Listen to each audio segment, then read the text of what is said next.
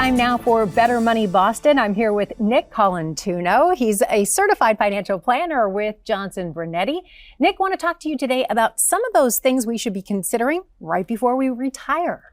Absolutely, Megan. Right before retirement, maybe it's a 5-year period or a 10-year period. It's really what we refer to as the retirement red zone.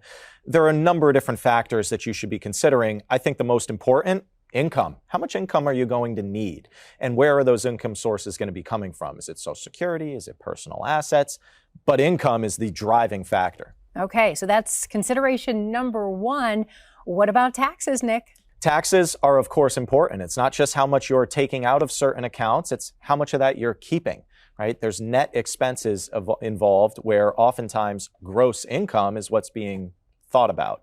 Okay, now I know a lot of people have some plans in retirement, those bucket list items, but many of our viewers, they want to give to the next generation. How do you balance all of that? Sure. The legacy planning concern is important. It's a balancing act between what assets have you determined that you'll need over your life to accomplish the things you want? Travel, maybe a second home, or paying off your mortgage, spending, to afford your life every month.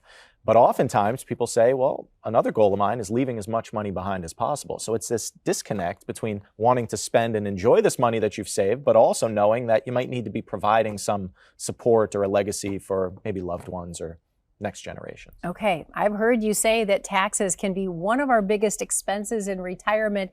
How important are tax strategies as we're thinking about this retirement timeline? Yeah, there's a number of different tax strategies. Catch-up contributions are important.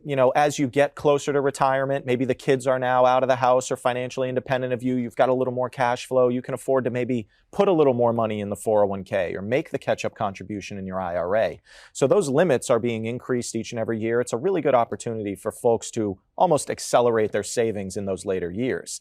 The thing to consider is the more money going into retirement accounts ultimately means later on down the road, more money coming out of them. More taxes, Megan. Yeah, it's good to keep in mind. And you've brought a free book for our viewers. Tell us about it. We certainly have. The Pre-Retirement Checklist. It's going to help you address all the concerns that you need when finding yourself in this retirement red zone. Get it today. BetterMoneyBoston.com. That's BetterMoneyBoston.com.